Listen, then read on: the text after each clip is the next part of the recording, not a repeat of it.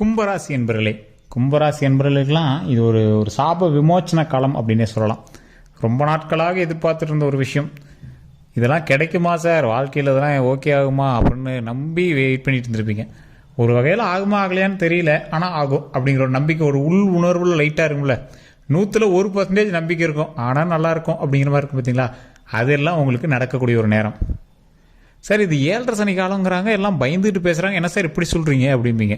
Sir நல்லா தெளிவாக note பண்ணிக்கோங்க. கும்பராசிக்காரர்களுக்கு இப்போ நான் சொல்லக்கூடியது ஒரு மிகப்பெரிய விஷயம், நிறையா பேருக்கு தெரியல.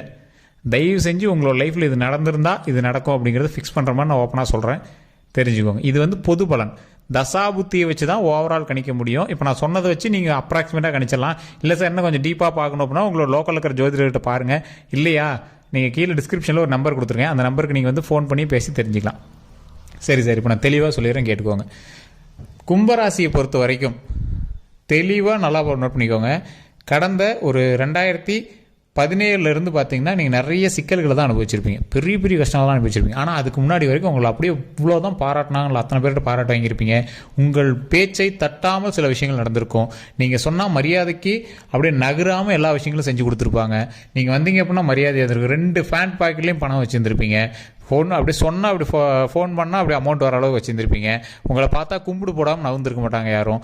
இந்த அளவுக்கு இருந்த கும்பராசிக்கு கடந்த ஒரு 10 வருட காலம் அப்படின்னு கூட நீங்கள் ரவுண்டாக வச்சுக்கோங்களேன். 10 வருடம் 7 வருடத்துலேருந்து 10 வருட காலம் உங்களை நல்லா வச்சு செஞ்சுட்ருக்கும்.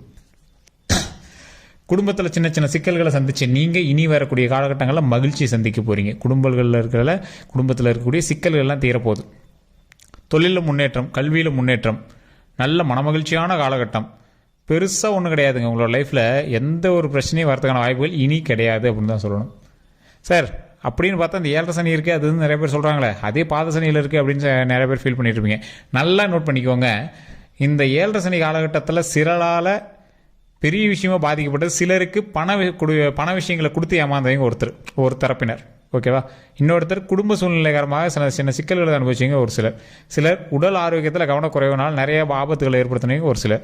இதுவே உங்களோட லைஃப்பில் உங்களுக்கு கொஞ்சம் வயசு அதிகமாக இருக்குது அப்படின்னா 2ஆவதோ 3ஆவது சனி பயிற்சியை பார்த்துருக்கீங்க அப்படின்னா உங்களுக்கு பெரிய பாதிப்புகள் இருந்திருக்காது. ஆனால் முதல் சனி பயிற்சியை நீங்கள் வந்து பார்க்குறீங்க அப்படின்னா, முதல் 7.5 சனி உங்களோட காலகட்டத்தில் தசாபுத்தியில் அமைஞ்சிருக்கு அப்படின்னா நீங்கள் அந்த 7.5 சனியிலிருந்து தப்பிக்கிறதுக்கு சில வழிமுறைகளை உங்களுக்கு முன்னாடியே வந்து ஜோதிடர்கள் சொல்லியிருப்பாங்க.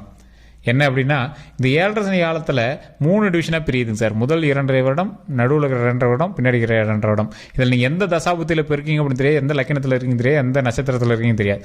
உங்களுக்கு தெளிவாக ஒரு மேட்டர் சொல்லிடும், நல்லா நோட் பண்ணிக்கோங்க. இந்த ராசிக்காரர்கள் அந்த 3 விஷயத்தில் 3 2.5 வருடத்தில் ஒரு 2.5 வருடம் நிறையா கஷ்டத்தில் அனுபவிச்சிருப்பீங்க.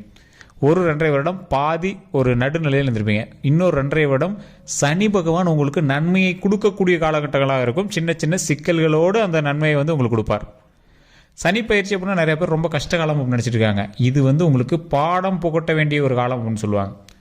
இப்படிலாம் ஒரு வாழ்க்கை இருக்குடா, உனக்கு தெரியலடா, நிறைய பேர் உன்னை சுற்றி இருக்காங்கடா அப்படின்னு காட்டி கொடுப்பதற்கான காலகட்டம். இந்த சூழ்நிலையில் உனக்கு யாரா வந்து உதவனா அப்படின்னு காட்டுறதுக்கான காலகட்டம். பாரு, இந்த சூழ்நிலையில் இவங்க தான் வந்து உதவி இருக்காங்க பாரு, இந்த மாதிரி இல்லாமல் இருந்தால் நீ என்ன பண்ணியிருப்பா அப்படின்னு நிறையா விஷயங்கள் வந்து உங்களுக்கு பாடம் புகட்டும். எல்லாரோட சனி பயிற்சிக்கு பிறகு ஒருத்தன் வரான் அப்படின்னா அடிப்பட்டு நொந்து நூலாய் வந்திருப்பான். அவன் அதிகமாக பேச மாட்டான். காரணம் என்ன? அவன் லைஃப்பில் அவன் பட்ட கஷ்டங்கள் எல்லாமே அவனுக்கு பாடம் புகட்டியிருக்கும். எந்த இடத்துல எப்படி பேசணும், எந்த இடத்துல எப்படி நடந்துக்கணும், எந்த இடத்துல அவன் கௌரவமாக தெரிஞ்சானோ அந்த இடத்துல அது அசிங்கம் அப்படிங்கிறத அவனுக்கே உணர வச்சிருக்கும். ஒரு இடத்துல ஒருத்தனை அடிச்சுட்டு அப்படி கெத்தாக நடந்து போனோம் சார்மா, அதுக்கப்புறமேட்டு சனி பயிற்சி காலம் முடிஞ்சதுக்கப்புறம் தான் தெரியும் அவனுக்கு. சார் அன்றைக்கி நடந்து போனது பைத்தியக்காரத்தனம் இப்போ தான் தெரியுது, குழந்தைத்தனம்னு இப்போ தான் சார் தெரியுது அப்படின்னு நினைப்பான். ஸோ அந்த மாதிரி சில விஷயங்களை உணர்த்துவதற்கு இந்த சனி பயிற்சி காலம் உங்களுக்கு பயன்பட்டுருக்கும். இப்போ இருக்கக்கூடிய 2.5 வருடம் ஏற்கனவே நீங்கள் நல்லா சூஸ் பண்ணி பாருங்கள். மீதி முக்கால்வாசி 5 வருடம் வந்து நீங்கள் லைஃப்பை கிராஸ் பண்ணியிருப்பீங்க. அந்த 5 வருடத்தில் நீங்கள் என்னெல்லாம் அனுபவிச்சிங்களோ அந்த கஷ்டங்கள்லாம் இனி அனுபவிக்க மாட்டீங்க. அந்த 2.5 வருடம் சின்ன சின்ன பாடத்தோடு கூடிய பல நன்மைகளை அள்ளி கொடுக்கக்கூடிய ஒரு நேரமாக அமையுது. இப்போவும் இல்லை சார், கொஞ்சம் சின்ன சின்ன சிக்கல்கள்லாம் இருக்குது சார், அதெல்லாம் என்ன சார் பண்ணுறது அப்படின்னா தனிப்பட்ட ஜாதகம் அவசியம் பார்க்கணும். கண்டிப்பாக லோக்கலில் இருக்கிற ஜோதிடர்கிட்ட பாருங்கள். இல்லையா கீழே பாருங்கள் டிஸ்கிரிப்ஷன் நம்பருக்கு, இல்லையா மேலே வாட்ஸ்அப்பில் பாருங்கள் லிங்க் கொடுத்துருங்க. உள்ளே வந்து கேட்டிங்க அப்படின்னா ஆட்டோமேட்டிக்காக நான் உங்களுக்கு நம்பர் அனுப்புகிறேன். நீங்கள் ஃப்ரீ டைமில் அப்பாயின்மெண்ட் வாங்கிட்டு நீங்கள் வந்து பார்க்கலாம். பிரபல ஜோதிடரோட நம்பர் தான் உங்களுக்கு. கிட்டத்தட்ட ஒரு 6 லாங்குவேஜில் ஜோதிடம் பார்க்கக்கூடியவர், பிரபலமான விஐபிகளுக்கு பார்க்குறவர், அரசியல் பிரமுகர்களுக்கும் சரி, இல்லை சார், நடிகர் நடிகைகளுக்கும் சரி எல்லா ஆட்களுக்கும் பார்க்கக்கூடியவர், இவரை கேட்டு தான் அடுத்த ஸ்டெப்பே வைக்கக்கூடிய அளவுக்கு நிறைய பிரமுகர்கள் இருக்காங்க. சரி சார், இதெல்லாம் ஒரு பக்கம் இருக்கட்டும். உங்களுக்கு நல்லா தெளிவாக தெரிஞ்சுக்கணுமில்ல இப்போ இதுதான் நடக்குது அப்படின்னு. உங்களுக்கே கணிக்க முடிய அளவுக்கு இந்த கும்பராசிக்காரர்கள் கொஞ்சம் வெல் டேலண்டட் பர்சன். இது நடந்துட்டு இருக்கு சார், இப்போ நடந்துட்டு தான் இதுதான் அப்படின்னு உங்களுக்கே ஈஸியாக கணிக்க முடிஞ்சிடும், கணிக்க தெரியும். அப்போ நீங்கள் இப்போ என்ன பண்ணணும், ஆட்டோமேட்டிக்காக முன்னாடி இருந்த 5 வருஷம் உங்களுக்கு எப்படி இருந்துச்சு, மீதி இருக்கக்கூடிய அந்த 2.5 வருட காலம் உங்களுக்கு எப்படி அமைய போகுது, அதை எப்படி கால்குலேட் பண்ணலாம் அப்படின்னு யோசிங்க. அந்த கால்குலேட் பண்ணக்கூடிய டைமில் நீங்கள் ஒரே ஒரு விஷயத்த நீங்கள் நல்லா நோட் பண்ணிக்கணும். சரி, நல்லா தெளிவாக நோட் பண்ணிக்கோங்க. ஆஞ்சநேயர் வழிபாடு, விநாயகர் வழிபாடு, இந்த 2 வழிபாடு இருந்துச்சு அப்படின்னா அந்த கால்குலேட் பண்ணக்கூடிய டைமில் உங்களுக்கு பிரச்சனை இல்லாமல் உங்களோட லைஃப்பை மூவ் பண்ணுறதுக்கு இந்த இருவரும் உங்களுக்கு பக்கத்துணையாக இருப்பார். சனி பகவான் ஓரளவுக்கு சமாதானமாகக்கூடியவர். 2 தெய்வங்கள் ஆஞ்சநேயரும் விநாயகர் பெருமானும் தான். நிறைய பேருக்கு தெரியாது, நிறைய பேர் இதை பெருசாக பார்த்துக்க முடியும். சனிக்கிழமை நாட்களில் விநாயகர் கோயிலில் போய் காலையில் விநாயகருக்கு ஒரு குடம் தண்ணியை ஊற்றி வழிபட்டுட்டு அவர் நெத்தியில் ஒரு சந்தனம் சிகப்பு வச்சு விட்டு முன்னாடி ஒரு நெய் விளக்கோ இல்லை அல்லது நார்மலாக ஒரு எண்ணெய் எடுத்துகிட்டு போய் விளக்கு பொறுத்து நீங்கள் வழிபட்டு பாருங்கள். தொடர்ந்து 12 மாதங்கள் தொடர்ந்து சனிக்கிழமானா விடாமல் பண்ணி பாருங்கள். உங்களுக்கு அவுட்புட் எப்படி வருது நீங்களே யோஸ் பண்ணிப்பாங்க. மிகப்பெரிய ஆளுமை திறன் கொண்டவர்.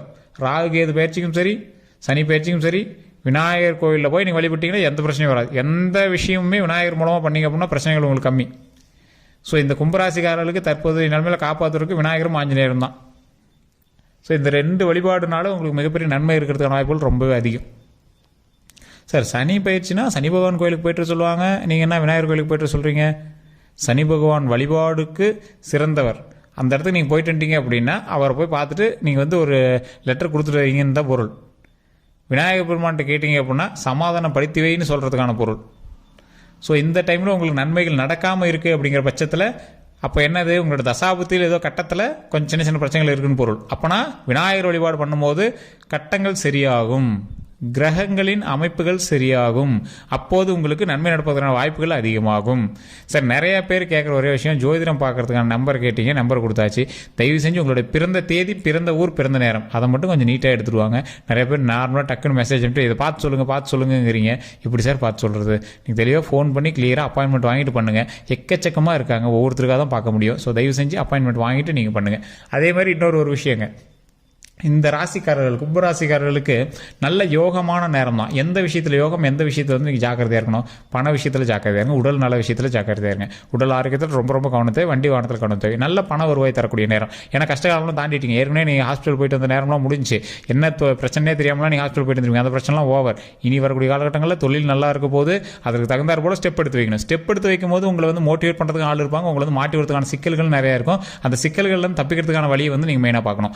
தொழில், கல்வி, இந்த 2 விஷயத்தில் ஓரளவுக்கு ஹைலைட்டாக இருக்கும். அடுத்து நீங்கள் எந்த ஸ்டெப் எடுத்து வச்சிங்க அப்படின்னாலும் விநாயகர் வழிபாடு பண்ணுங்க. அதற்கு மேலே மிகப்பெரிய ஒரு லாபம் கிடைக்கும்.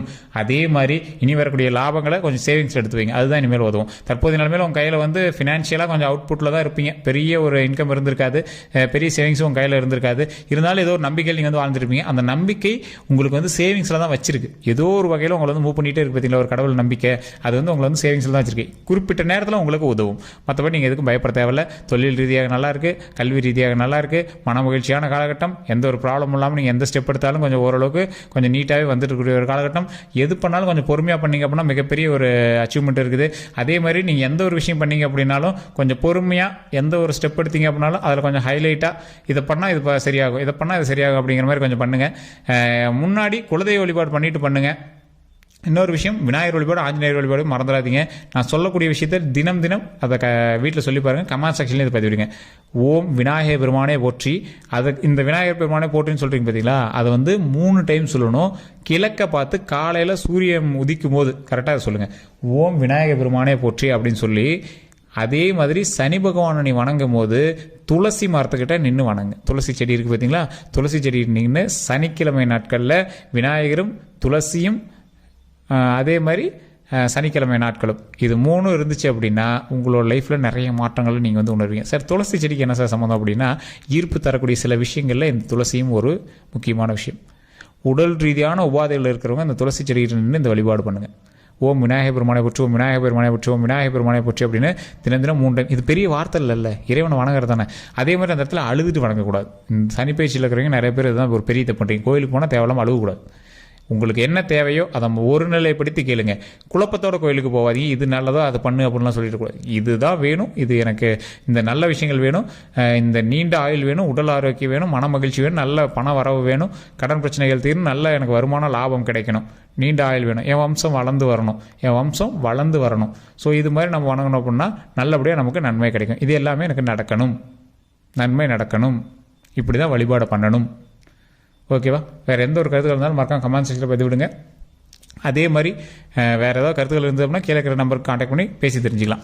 ஃபேஸ்புக்கில் ஸ்க்ரீனில் ஓடிட்டுருக்கு. நீங்கள் ஃபாலோ பண்ணாமல் தான் ஃபாலோ பண்ணிக்கோங்க. சப்ஸ்கிரைப் பண்ணாமல் சப்ஸ்கிரைப் பண்ணி பக்கத்தில் பெல் பட்டன் ப்ரெஸ் பண்ணி அதில் ஆல் அப்படின்னு கிளிக் பண்ணிக்கோங்க. எல்லோரும் முன்னாடி நண்பர்களே